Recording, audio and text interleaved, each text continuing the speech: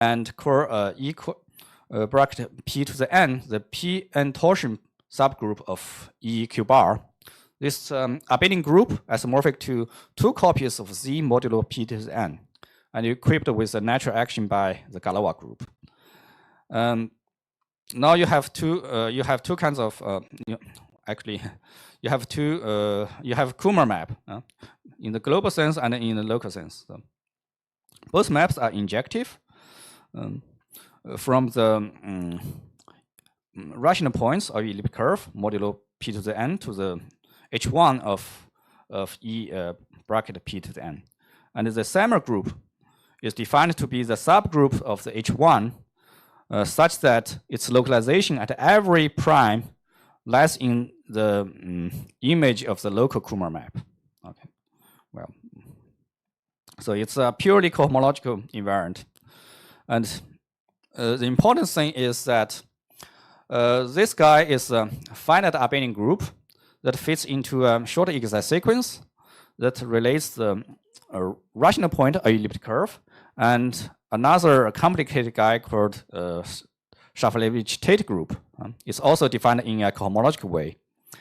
Well, but here it's already known that the Sammer group is abelian group, and so you deduce that the rational point of elliptic curve E modulo p to the n is finite. So this is an important step towards the proof of the Mordell-Weil theorem. Okay, now you take the inductive limit in n, you get exact sequence of this form. So where you get the Sammer p infinity E over Q.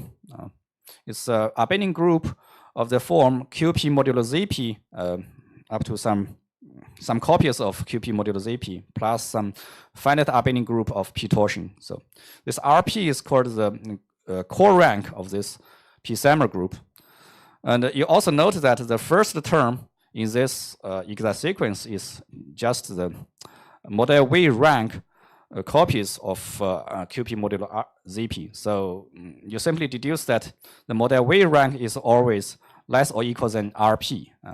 And if you know that the Shafalevich-Tate group is finite, then you will get equality. So this is exactly part of the BSD conjecture. In general, we always conjecture that the Tate-Shafalevich group is finite, and for all primes P, there's 3 numeric invariants of different nature. One is from the analytic, is from the complex L function, and the other guy is a cohomological invariant RP, and also you have the arithmetic invariant Mordell-Weil rank. Yeah. So you claim that the 3 guys are equal. Okay. There are a few low-end cases towards this BSD conjecture, many concentrated in the case of rank less or equal to 1.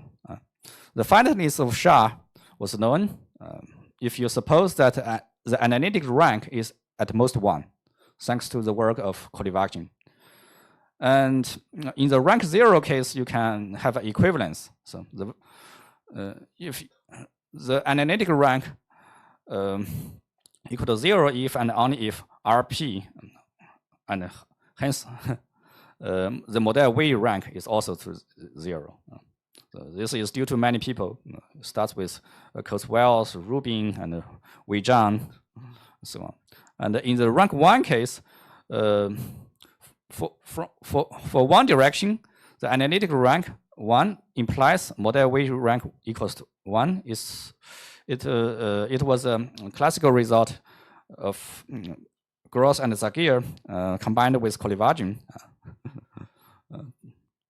I mean, you have to show that the P part of the Shafalevich-Tate group is finite to compare the Mordell-Weil rank and RP. And the inverse implication is more complicated. Well, not more complicated, but it was proved later. It's called a kind of a converse theorem. So if you suppose RP equals to 1, you can also deduce that analytic rank is equal to 1. This was due to Skinner, Wei Zhang, and Ye Tian with his collaborator Berenger. Okay.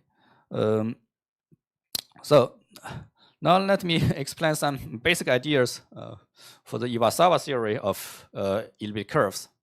For simplicity, let's suppose P is at least 3, and you consider the unique ZP extension of Q.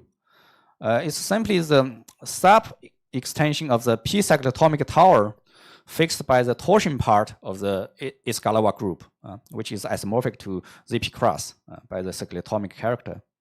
So in particular, you know that the Galois group of Q infinity over Q is isomorphic, canonically isomorphic to 1 plus PZ, viewed as a multiplicative group. And then let's denote the Qn, the subfield fixed by the unique subgroup of its Galois group of index P to the n, so that the quotient Galois group is isomorphic to Z modulo P to the n. Then Iwasawa algebra is defined as this is projective limit. It's the continuous group algebra over this gamma with coefficient Zp. So it's a projective limit for the group algebra of Galois Qn modulo Q. So it's since Qn modulo Q, Galois Qn modulo Q is a group of it's a cyclic group of order P to the n. So its group algebra is isomorphic to the quotient of ZPT modulo polynomial. And if you take if you let the n goes to infinity, then this polynomial, this ideal goes away. So you get just the ZP double bracket T. Okay. So it's a very simple algebra. It's a regular local range of dimension 2. Right. Okay, the aim of Iwasawa theory for elliptic curves over Q is trying to answer the following kind of questions. So given an elliptic curve over Q, we are interested how the L value, this central L value varies as n goes to infinity, and how does the Samer group vary as n goes to infinity, and also can we compare these two variations? Right.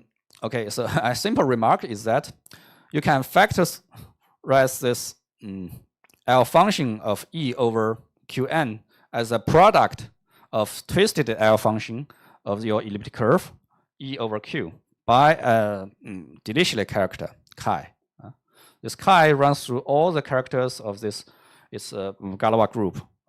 So if you write your original L function of E over Q as an over n to the s, then you just twist each coefficient by chi to the n, by chi n.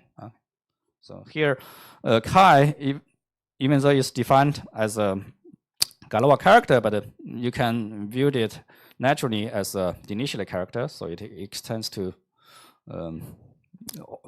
all integers, right? Okay. Now, from the analytic side, you can talk about the periodic L function of an elliptic curve. In order to do that, let's just talk about the most classical case. We suppose that your elliptic curve has good ordinary reduction at P. This means that P does not divide this an, which is an integer. And in this case, this quadratic polynomial x squared minus apx plus p has a unique root in ZP cross. We denote it by alpha.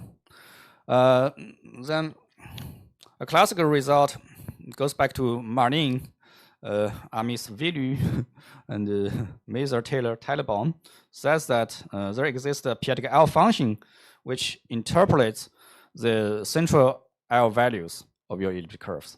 Okay, so for every finite character chi of your Galois group gamma, you have always that the central L value divided by the real period of your elliptic curve, it belongs to is algebraic number. So here, the real period is defined to be the okay. So let's write the formula. It's defined to be an integral of a canonical so-called neuron differential on your elliptic curve. Because elliptic curve is a genus 1 curve, so it has a one-dimensional invariant differential space. So if you choose a natural, if you choose a appropriate integral model of your elliptic curve, you can normalize a basis. You can get a normalized basis of this one-dimensional space. This is Néron differential. You just integrate against ER, you get real period. Okay, and then there exists a unique element in the Iwasawa algebra such that, so if you take this polynomial, well, it's a power series, sorry. If you take the value of your periodic L function LEP at this finite character, then basically you get the complex L value of your E twisted by chi divided by some explicit things, okay? And in particular, from this formula, you know that if the complex L value of E vanishes at 1, if and only if the corresponding periodic L function vanishes at the trivial character. So here, for the periodic L function, 1 means the trivial character. But you should be careful that the vanishing order is not known. The vanishing order of the complex L function at s equal to 1 equals to the vanishing order of your periodic L function at a trivial character. Well, you may expect that, but it's not known. Okay.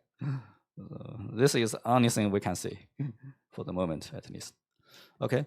From the arithmetic side, we have also so-called the Iwasawa Sammer module. So you take the Sammer module of your elliptic curve E over q to the n and take a direct limit. You will get a discrete lambda module, which is denoted by Sammer p to the infinity E over q infinity. Then you take the Pontryagin dual. You will get a finite generated lambda module with a continuous. It's a compact module. Okay, it's much better behaved than the discrete guy. Okay, this x e over infinity actually interpolates the Sammer groups of your elliptic curve E over each layer in this ZP tower. So there is a canonical map from this x e over infinity. So tensor with the group algebra of the Galois group of q to the qn over n to the Euro-Sammer group of E over qn. Okay, so with kernel and co-kernel finite of size bounded uniformly for or n. Such kind of theorems are called control theorems in Iwasawa theory. Okay, so now for a finite generated lambda module, you have a very simple structure theorem.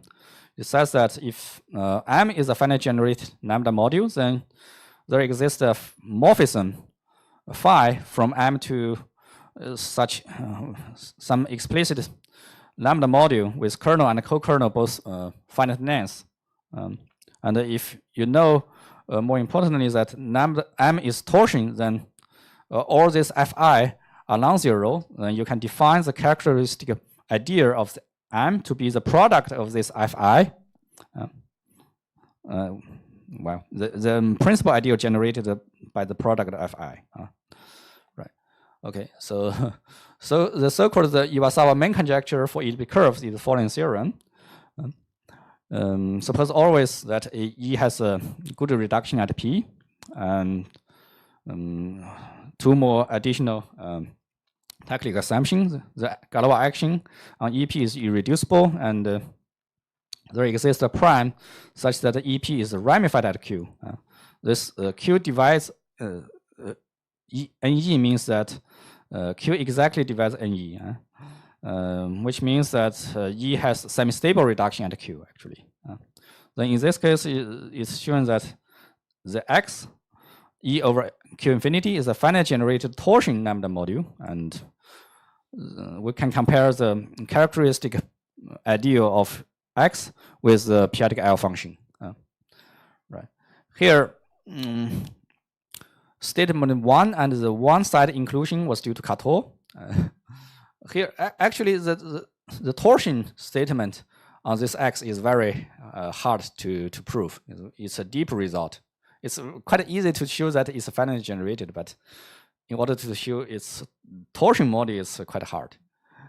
And the other direction was due to Skinner-Urban. Okay, it's there is an interesting thing here. Skinner-Urban, the paper was published in Inventionist in 2013, and okay, it seems to be the longest article in the history of Inventionist. Okay, and in a few minutes you will see the results of the second longest paper in Inventionist. Okay. Right. Okay. From this theorem, you can also deduce some consequences of BSD conjecture. You have, if you know that the vanishing order of the L function is greater or equal to 1, then you know that RP is greater or equal to 1. Just use this theorem. Okay. So it's quite useful to study Iwasawa theory, even if you are just interested in the classical BSD conjecture.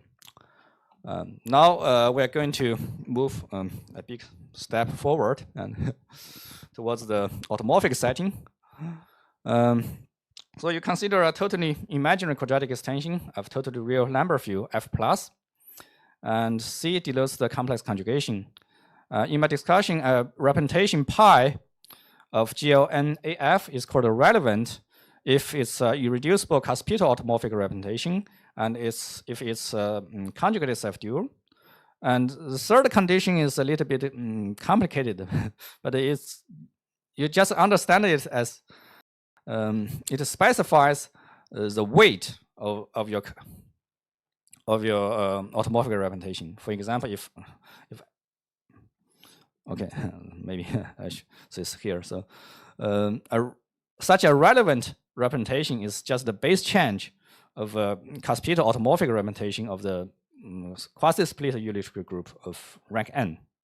And the third condition is equivalent to saying that this automorphic representation on the unitary group has Archimedean place to be the discrete series of lowest weight. You just understand this as in the classical analog of for classical modular form is the analog of condition that the modular form has weight 2. Basically, you can understand corresponds to the constant coefficient. Okay, for such a relevant Galois representation, automorphic representation, we can have a Galois representation attached to it. So this is a theorem due to many people: Clozel, Harris Taylor, Suguxin, Chilvier, Harris, and many others. Okay, so suppose you have a relevant representation, then there exists a number field such that its finite part is defined over this number field, and for every finite place lambda of E, there exists a unique semi-simple Galois representation of F, patience in E lambda, such that it's the complex conjugate of this representation is isomorphic to its contragradient twisted by suitable Tate twist. Yes. You can understand the first condition as something as normalization, because you can always twist your Galois representation by some Tate twist to get a different normalization. And the second condition really characterizes the Galois representation. It says that the restriction of this Galois representation to local Galois group, and you take the so-called Frobenius simplification, it equals to the local Galois representation corresponding to this local component of your automorphic representation pi under suitable normalization under local Langlands correspondence. Well, it's also conjectured that such a rho pi lambda is always absolutely irreducible, but the general case of this conjecture is very hard. For the moment, it's just known for small n. I think it's for n at most 4 or 5, something like that. Okay. Yeah. In the general case, it's quite hard. Right. Now let's take an integer n, and you pick up two relevant representations of GLN and GLN plus 1, pi n plus 1. Then you can associate two kinds of invariants to such a pair. One is called the Rankin-Selberg L function. It's a holomorphic L function in the whole complex plan and satisfying functional equation of this form. So the symmetrical axis is real part of S equals to 1/2. Well, here epsilon is some explicit function, meromorphic function in S. The second invariant is of arithmetic nature or cohomological nature. It's a generalization of the usual Samar group for more general motifs. Okay, for finite place lambda of your coefficient field E, and Blockato defined a generalization of Samar group in this case. So it's usually denoted by H1F, as capital F of your Galois representation. So by definition, it's a subspace of the Euro global Galois cohomology of this Galois representation with over F. But it's known that such a Blockato Samar group is finite dimensional E lambda vector space.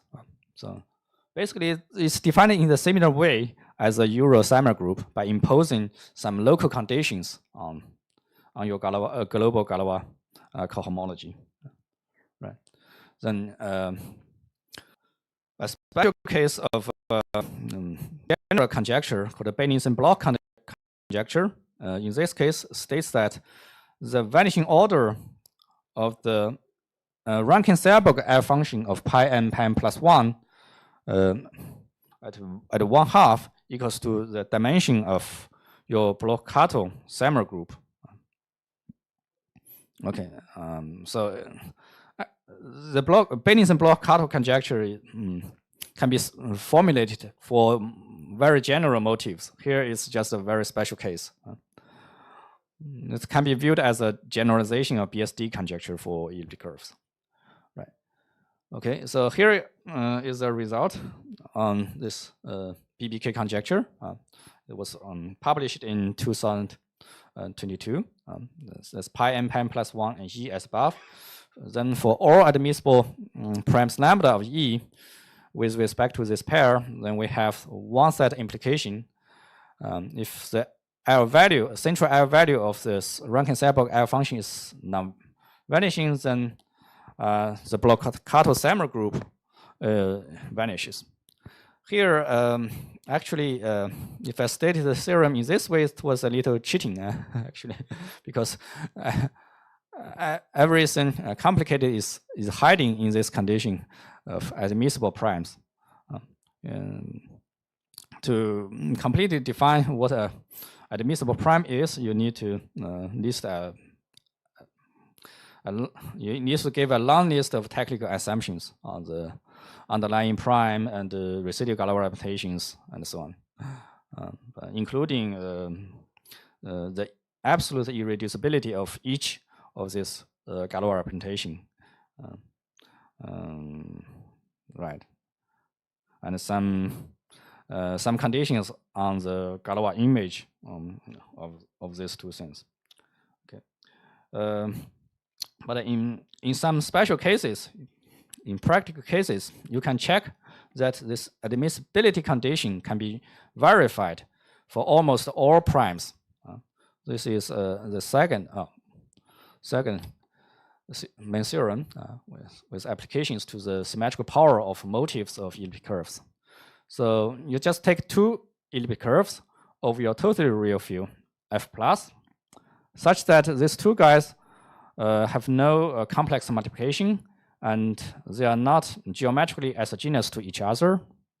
And both guys are modular in the sense that since your elliptic curve are defined over this totally real, the modularity of the elliptic curves means that there exists a Hilbert modular form of parallel weight 2, such that the Galois representation attached to A and B are coming from Hilbert modular form of weight 2.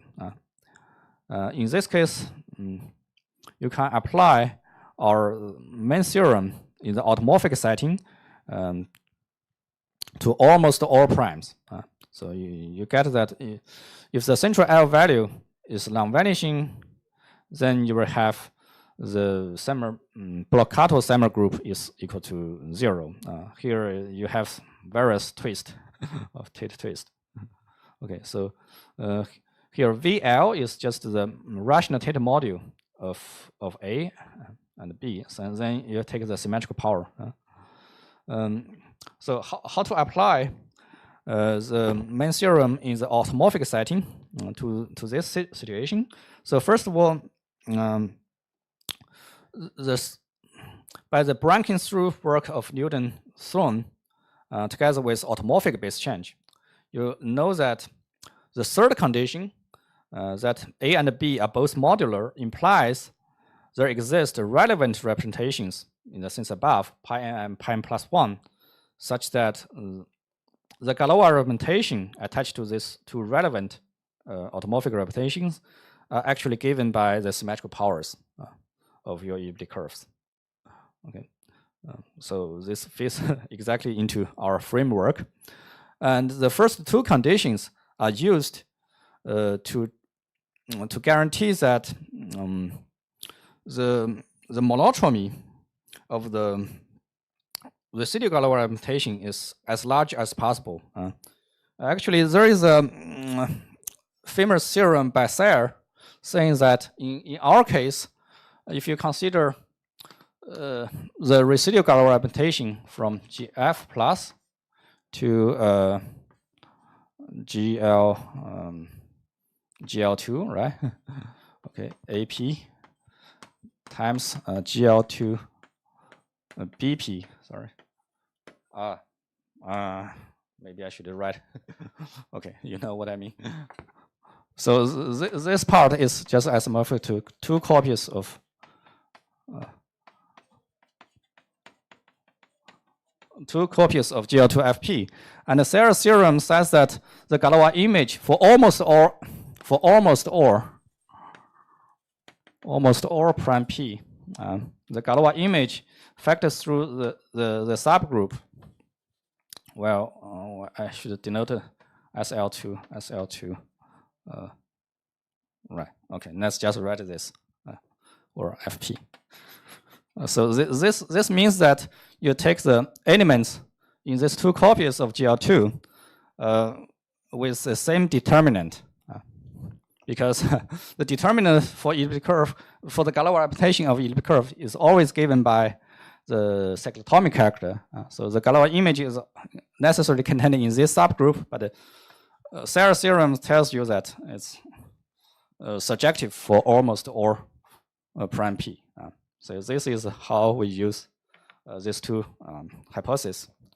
And once you have this, you can check that the admissibility condition in our previous theorem can be verified for almost all primes. Okay. So this involves a lot of Chiboldarev density arguments. Right. Okay. So so as I predicted, this paper is the second longest paper in inventionness in history, I think. So its proof uses almost all the mathematics that I know, and also something some mathematics that I don't know. Okay, now what I want to explain today. So the new result of today is an upgrade of the previous result to Iwasawa theory. So let's come back to the automorphic situation. You have a pair of relevant representations of GLN, GM plus 1, and you have a sufficiently large coefficient field E. Well, always supposed to be the subfield of complex number. The subtlety is important in the following discussion. Now you fix a prime P and an isomorphism between QP bar and complex number, then this will determine a periodic place of your coefficient field E, which I called curly P. Then you denote that P plus P pi n pi n plus 1 be the set of periodic places of F plus, which splits in the quadratic extension F over F plus. And also the two relevant representations are on ramified principal series with P ordinary Satake parameters. This P ordinary condition is equivalent to saying that the Galois representation attached to pi n pi n plus 1 are both ordinary at W. Okay. Right, this is ordinary situation. Right. And on the analytic side, we have also the periodic L function for this Rankin-Seilberg motif. So you suppose that the set is non-empty, P plus is non-empty, otherwise the theory is empty. Now you consider a Galois extension F infinity over F, satisfying the following conditions. First of all, you require that this F infinity over F plus, sorry, this should be upper script plus, over F plus is still a Galois extension. And the Galois group is such a semi-direct product. You have the part coming from the Galois group of F infinity over F, which is D copies of ZP. And the second part comes from the complex conjugation. And you require that the complex conjugation acts on the D copies of ZP by the inverse. So this is what we mean by anticyclotomic in the title of my talk. And you also require that this F infinity over F plus is unramified outside this set, P plus. And similarly, you can define the Iwasawa algebra. So by taking the coefficient O EP and then continuous group algebra, and then tensor with EP, and then because we just want to work up to P power. Okay, so in this setting, the periodic L function was constructed by my collaborator Yifeng Liu last year. There exists an element curly L P pi n plus 1 in the rational Iwasawa algebra, such that for every finite order character, its value at this such a character chi related to the central L value of the complex Rankin-Seilberg L function. So here you twist the first copy pi n by such a character. So you take first the determinant of GLN and composed with chi. So originally chi is a character of the Galois group, but by the class field theory, it can be viewed as a character of adenic group. Then you compose with this iota p, because the character has a value in QP cross, QP bar cross. So, but your automorphic representation are a priori defined over complex numbers. So you have to compose this iota p to get everything over a complex number. Where here tilde means that two sides are equal up to some explicit non-zero quantities. So I don't want to explicitly write down these quantities because not important for our discussion. But you can imagine that there is also period and some explicit form explicit terms involving PE and other things. Right. Okay. So you have a periodic L function belonging to this rational Iwasawa algebra. On the arithmetic side, you can define also the Iwasawa block-Kato Sammer module for this Rankin-Seibel motive.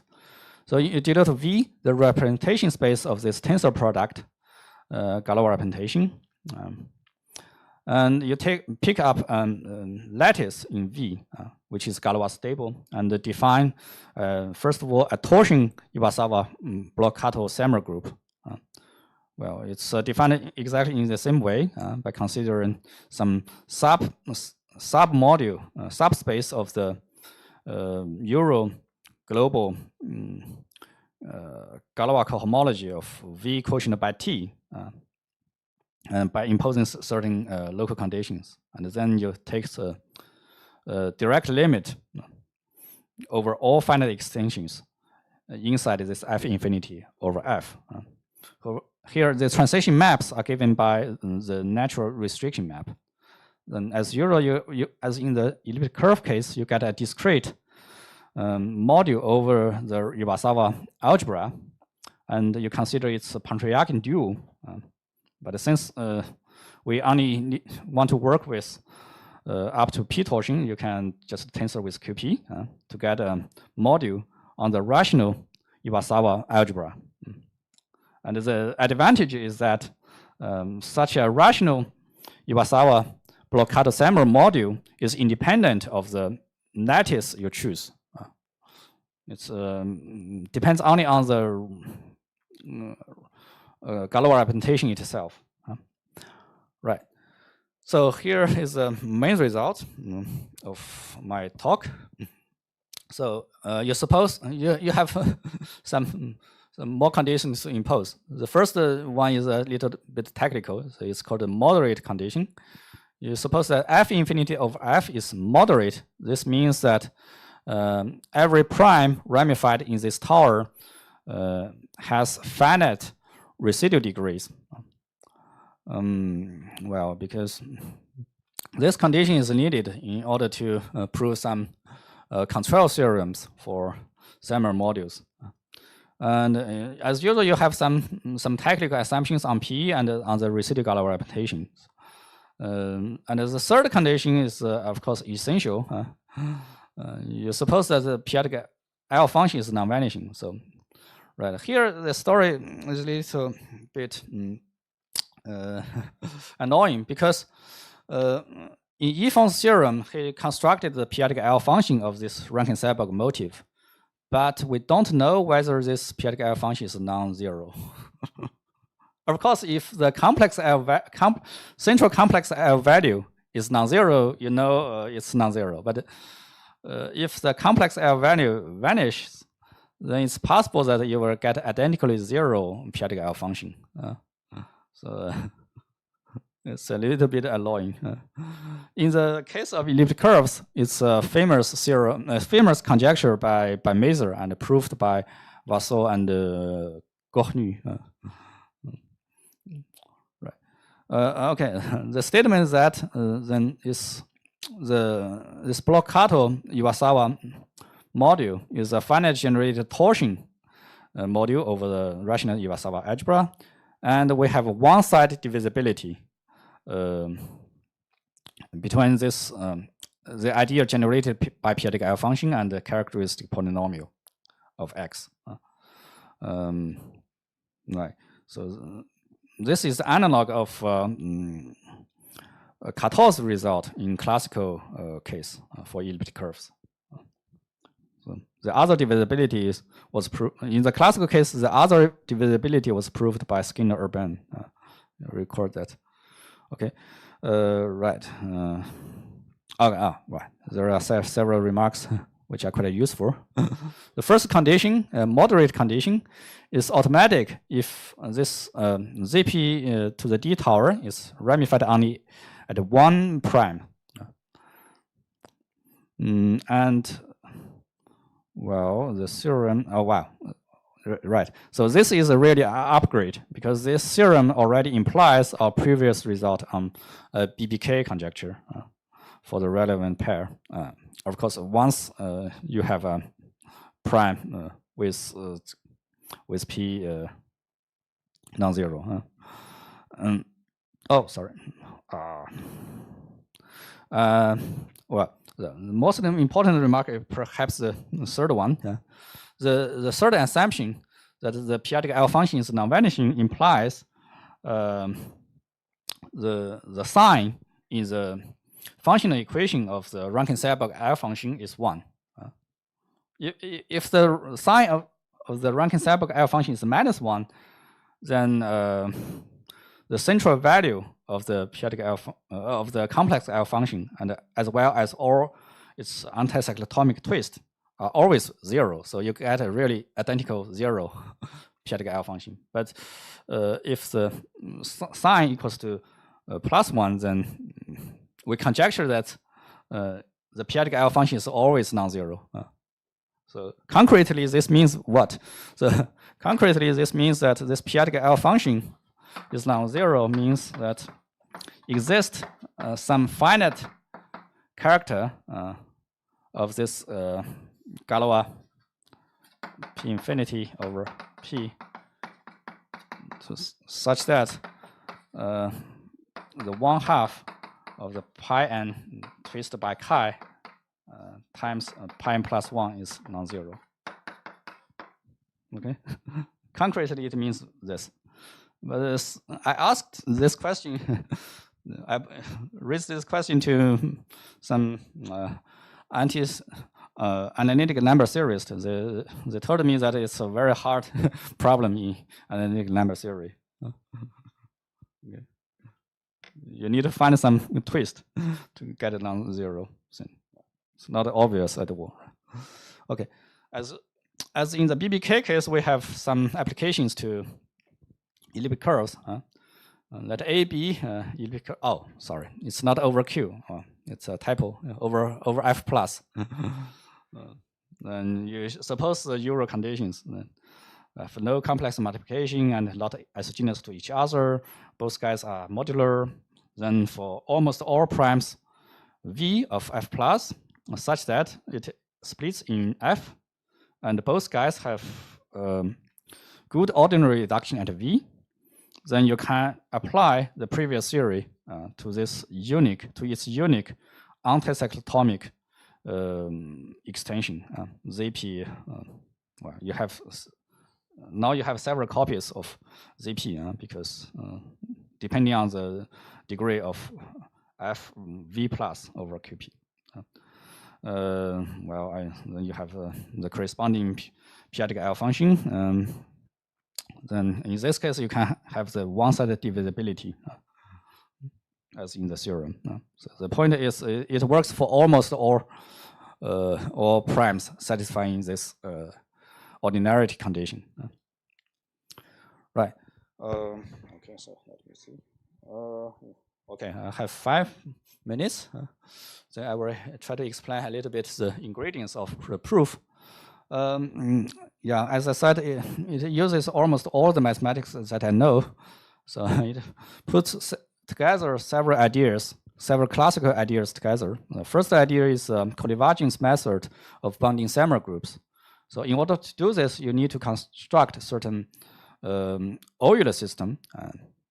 And in the BBK case, you just construct some Euro-Euler system or convergence system is fine. And in order to prove the corresponding Iwasawa main conjecture, you need to work with more complicated Euler system, which are introduced by Howard. It's called a bipartite Euler system. And then you need to study the reduction of unitary Shimura varieties at an inert prime. And this was used to establish the required reciprocity laws for the Euler system.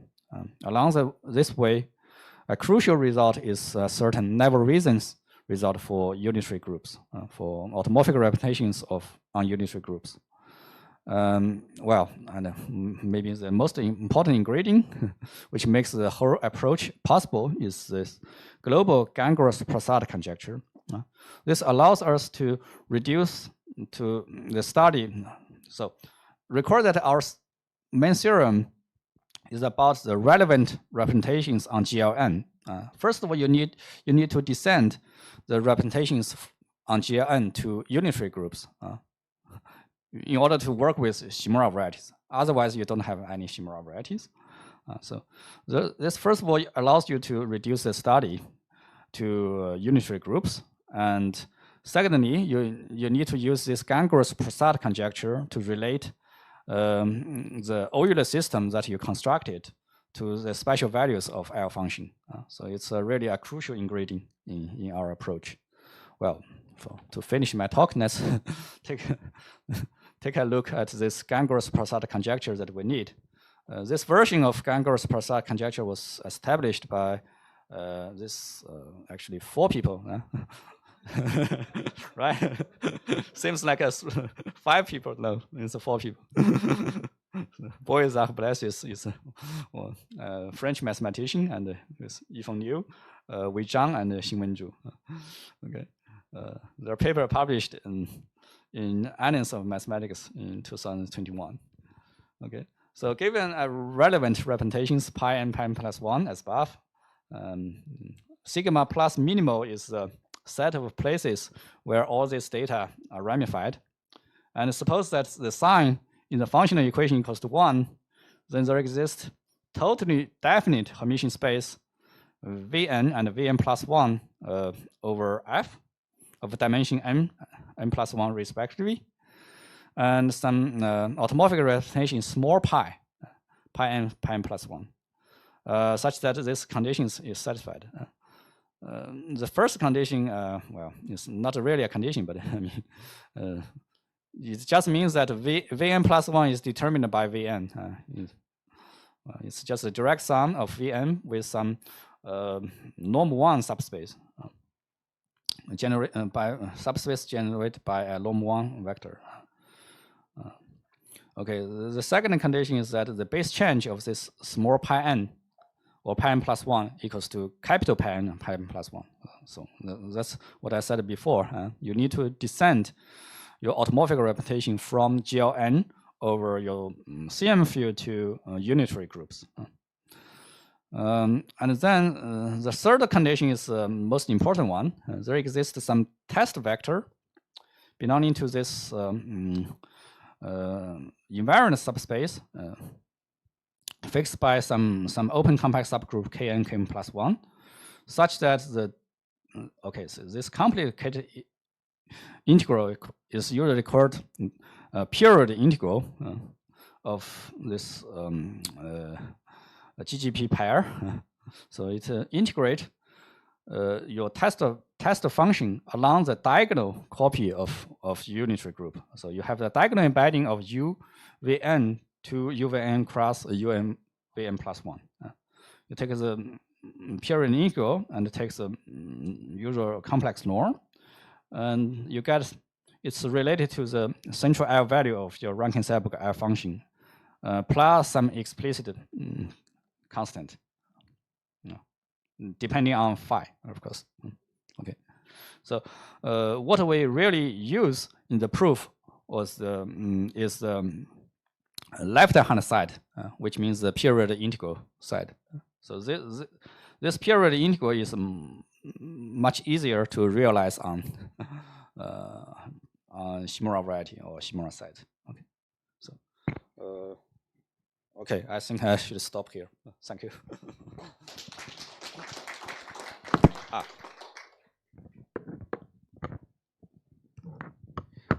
Questions?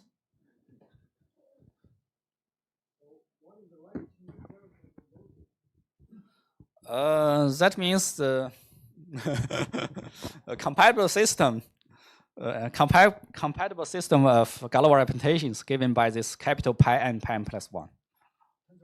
Yes, tensor product. This is Rankin-Seilberg. What does Rankin-Seilberg means?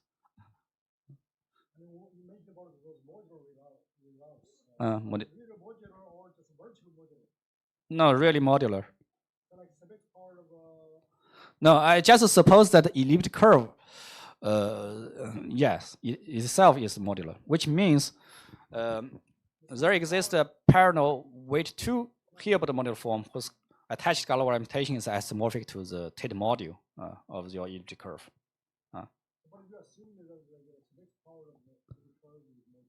No, I don't suppose that. This is a consequence. Once you suppose that your elliptic curve is modular, then all this its symmetrical power are also modular. It's a big breaking through result of Newton and Thorne. Yes, it's a new result. No, not virtual. I mean, it's a special case of functoriality of Lennon's.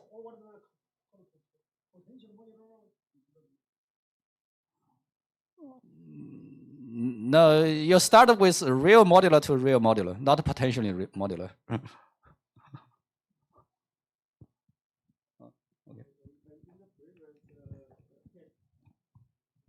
Which case? Never-read?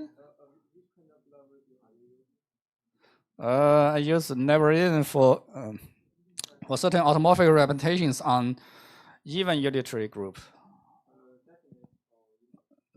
Definite.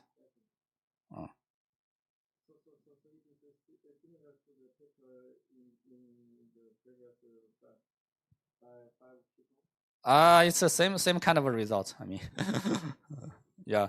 The work on anticyclotomic Iwasawa main conjecture uses the results from the 5-author paper.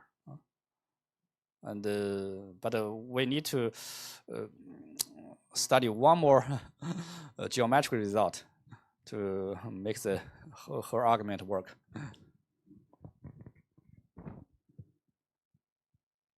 More questions? Before let's thank our speaker again for the wonderful lecture. Thank you.